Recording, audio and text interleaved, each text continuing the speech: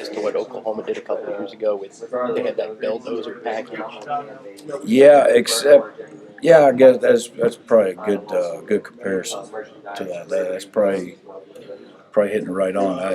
Obviously Swoop's a guy that started some games, has ran the offense for a couple of years, so they can feel good about putting him in and just keep going and doing it. That's where you have to watch. You can't just call your run defense when Swoop's in there because he can still throw the ball. So, we got to be on our toes and make sure we're preparing and getting ready for everything. They got you last year a little bit in that power run game. I mean, do you talk to your guys about that at all? Oh yeah, they'll see it today. They'll get reminded of what happened, and it will be addressed. We got punched right in the mouth in the second quarter and never recovered. So, thought that in the second half we played better. But, we got on our heels a little bit. And they hit us with about 3 or 4 different powers and out of unbalanced schemes, and they jumped on us. And once we settled in the second half and made a few adjustments at the half, it was better. But we were out of it by that point. The difference defensively, what Texas saw, say from the Cal game to that Iowa State game that jumps out. Is that just Hurd coming in and playing ball one day and then struggling the next, or was something defensively that Rhodes put together for him? No, I don't know. It's hard to compare different people's schemes and players just because I don't know. I watch their defenses, but I'm studying Texas's offense more than I am the other people's schemes. Now, there's some things that you pick up that you see, and Iowa State is probably a fair comparison for us. We've seen them a bunch already on film, and they play a little bit of the odd front. So I like watching what they do. And I think that, they were playing hard. Not saying that Texas wasn't, but Iowa State was, they were playing really well on defense. They didn't give up big plays, and they tackled well. So that was the key to that one. They shut that run down a little bit and got after them.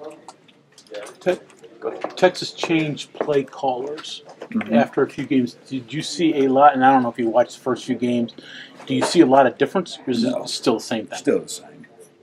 And I think the one thing that maybe he wanted to do is maybe do some different stuff tempo-wise and maybe go fast a little bit or do some different. But overall, scheme-wise, it's the same. And it'd be hard for you to change your scheme on the kids, 2 or 3 games in. So, but they do a good job, and as everybody knows, University of Texas is, they got pretty good tradition, pretty good recruiting roots. They got good players. So, everybody sees Texas 4 and 5 or whatever they are coming in. Well, they played a pretty good schedule. Their non-conference schedules.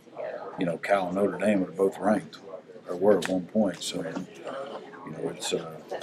it's not going to be easy. Has KJ Dillon raised his level of play since you've had all the injuries? Do you think he's kind of... he's been really consistent for us, and I thought last week against Tech was the best he's played all year long.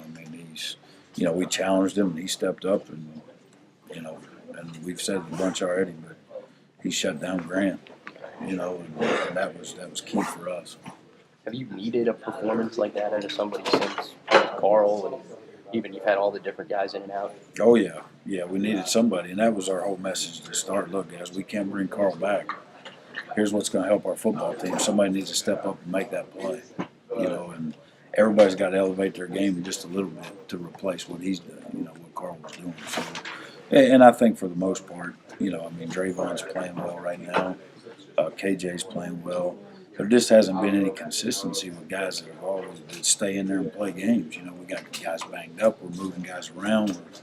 It's patchwork right now. So, right now I'm excited because we finally got some guys healthy at this point, and hopefully we'll get back. Guys playing where they should be playing, and we'll look a lot cleaner out there. I know in that second half of the TCU game, you missed Chestnut, but you also didn't have Ricky. How big was just having Ricky back this week? Does it make a huge difference between your number 3 and your number 4 corner out there? Yeah, Ricky was and I said it earlier, he's probably the guy that's not getting enough credit for the game that just happened. He played 90-some snaps and was really good. And when you don't notice a corner, that means they're playing well. So, and going back and watching him and grading him out and all that stuff, Coach Mitchell thought he played really well. I thought he played really well, so was happy with his performance.